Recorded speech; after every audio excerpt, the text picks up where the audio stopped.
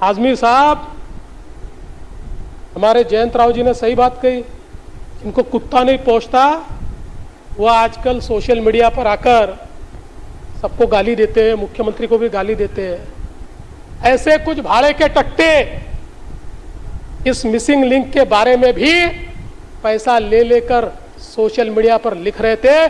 उनको भी कह देना चाहता हूं, अगर महाराष्ट्र का अपमान करोगे छोड़ूंगा नहीं इनको।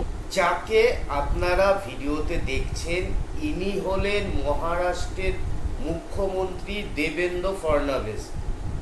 তিনি বিধানসভায় যে এই উত্তপ্ত ভাষণটি দিয়েছে, এটির পিছনে যে মূল কারণ, সেই কারণটি হচ্ছে মহারাষ্ট্র এবং পুনে পর্যন্ত যাবার জন্য একটি রাস্তা তৈরি হয়েছিল, যে রাস্তাটির নাম দেওয়া হয়েছিল মিসিং লিঙ্ক।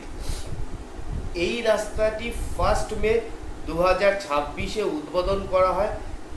হঠাৎ করে ভারী বৃষ্টির জোরে এই রাস্তার আশেপাশে ভূস্খলন হয় এবং রাস্তাতে পাথর এবং নোংরা জড়ো হয়ে যায়, যার ফলে প্রাথমিক অবস্থায় কিছুক্ষণ রাস্তাটিকে বন্ধ রাখা হয়। কিন্তু তারপরে এই রাস্তাতে কিছু সমস্যা দেখা যায়, রাস্তার বিভিন্ন জায়গা নষ্ট হিসাবে দেখা যায়।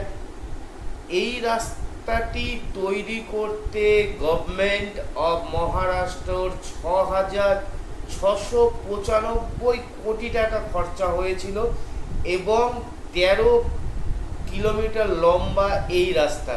এই রাস্তাটি মূলত তৈরি করা হয়েছিল মহারাষ্ট্র এবং পুনের যাতায়াতের সময় বাঁচানোর জন্য।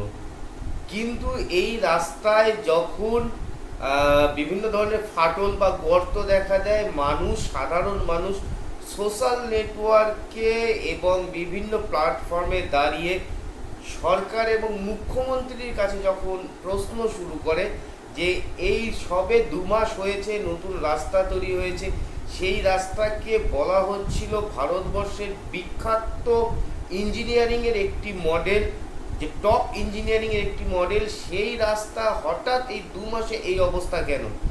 যখন সোশ্যাল নেটওয়ার্কেতে সাধারণ জনগণ এবং দেশের লোক মুখ্যমন্ত্রী বা মহারাষ্ট্র সরকারকে এই প্রশ্নগুলো করে, তখন উত্তপ্ত হয়ে মুখ্যমন্ত্রী বিধানসভায় দাঁড়িয়ে এই ধরনের মন্তব্য তিনি করছেন।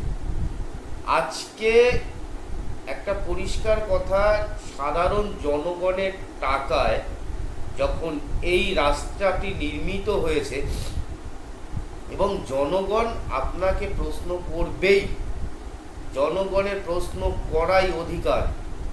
আপনি জননির্বাচিত প্রতিনিধি, যে কোনো জনগণের সমস্যা সমাধান করার যেমন আপনার দায়িত্ব, এবং জনগণ কিন্তু সেই সকল বিষয় নিয়ে প্রশ্ন করবে আপনাকে।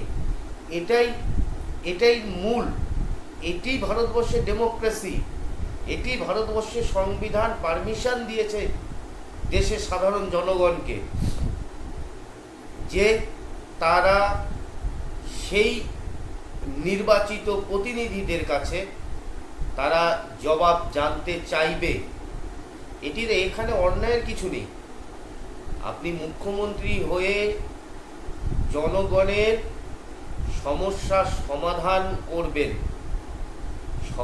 এই প্রশ্ন সকলের মাথায় মনেই আসবে যে সবে 2 মাস হয়েছে নির্মিত এই রাস্তা, সেই রাস্তার ভারী বৃষ্টিতে ভূস্খলনে রাস্তার এইরকম পরিস্থিতি কেন?